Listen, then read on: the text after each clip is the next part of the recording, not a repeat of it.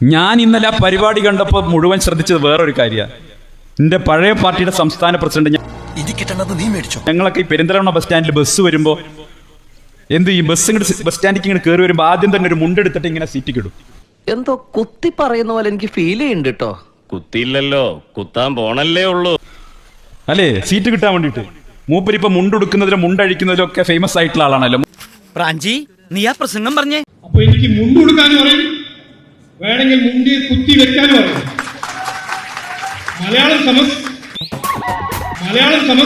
മലയാളം സംസാരിക്കാനും പറയും.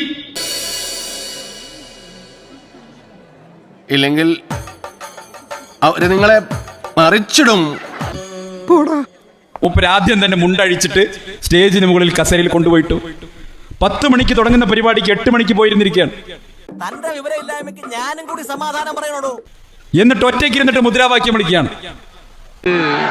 കണ്ടില്ലേ അദ്ദേഹം മുദ്രാവാക്യം വിളിക്കവിടെ നോക്ക്, കണ്ടില്ലേ? അപ്പോ ഞാൻ എൻ്റെ ബി ജെ പി സുഹൃത്തുക്കളോട് ചോദിക്കണം, അല്ല ചങ്ങായിമാരെ, പൊട്ടന്മാരെ പിടിച്ചിട്ട് BJP സംസ്ഥാന പ്രസിഡന്റ് ആക്കുകയാണോ അതോ സംസ്ഥാന പ്രസിഡന്റ് ആയതിനു ശേഷം പൊട്ടന്മാരാവണോ പതിവ്?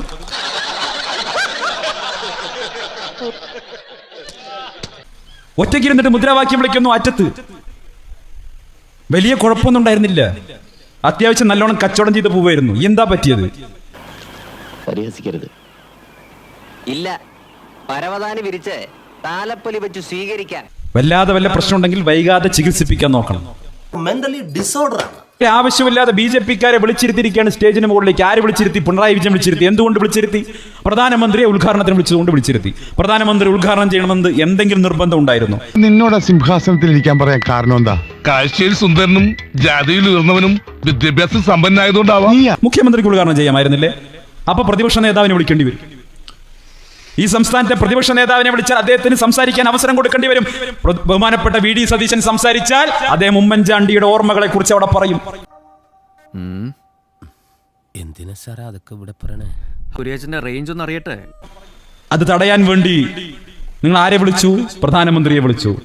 പ്രധാനമന്ത്രിയെ വിളിച്ചപ്പോ BJP സംസ്ഥാന പ്രസിഡന്റ് അവിടെ, പണ്ട് കുമ്മനടിയായിരുന്നെങ്കിൽ ഇപ്പോ രാജനടി എന്നാണ് പറയുന്നത് അല്ലേ? എന്നല്ലേ പ്രമാണം വല്യപ്പ? എന്താ ശരിയല്ല മാവ? ശരിയല്ലെന്ന് എടോ, ശരിയല്ലെങ്കിൽ ശരിയെന്ന് പറയണോ? ശരിയാ. പിന്നെന്താ പ്രശ്നം? മുതലെടുക്കണേണ സജി, കൊതിയുണ്ടാടാ. ഇപ്പൊ മൂപ്പരെ വിളിച്ച് കയറ്റിയിരുത്തേണ്ടി വന്നു. സർക്കാരിന്റെ 4ാം വാർഷികം എന്നാ പറയുന്നത്. CPM സർക്കാരിന്റെ, ഇടതുപക്ഷ സർക്കാരിന്റെ 4ാം വാർഷികം ആഘോഷിക്കാൻ വേണ്ടി നടത്തിയ പരിപാടിയാന്നാ പറയുന്നത്. നിന്നെ സമ്മതിക്കണം. നിന്റെ വായിൽ എങ്ങനെയാടാ ഇത്രയും പെട്ടെന്ന് ഇത്രയും വലിയ നുണകൾ വരുന്നേ? ഞാൻ ചോദിക്കട്ടെ, CPM സർക്കാരിന്റെ 4ാം വാർഷികത്തിന് സദ്യ വിളമ്പലാണോ BJP സംസ്ഥാന പ്രസിഡന്റിന്റെ പണി? ഇത്രയും വലിയ ഗതികെട്ടവൻ ഈ ലോകത്ത് വേറെ ആരെങ്കിലും ഉണ്ടാവും എന്റെ കർത്താവേ? BJP-ക്കാരന് വല്ല ഉളുപ്പൊക്കെ വേണ്ടേ? ഉളുപ്പ് ഉണ്ടാവണമെന്ന് ഞാൻ പറയുന്നില്ല, പക്ഷെ മിനിമം ഉളുപ്പുള്ളവർ കുളിച്ച കുളത്തിലിറങ്ങി ഒന്ന് മുങ്ങുകയെങ്കിലും വേണമെന്നാണ് എനിക്ക് BJP-ക്കാരോട് പറയാനുള്ളത്. കിട്ടിയ മുതലും പലിശ ചേർത്ത് കിട്ടി. ആരും കണ്ടില്ല. വാ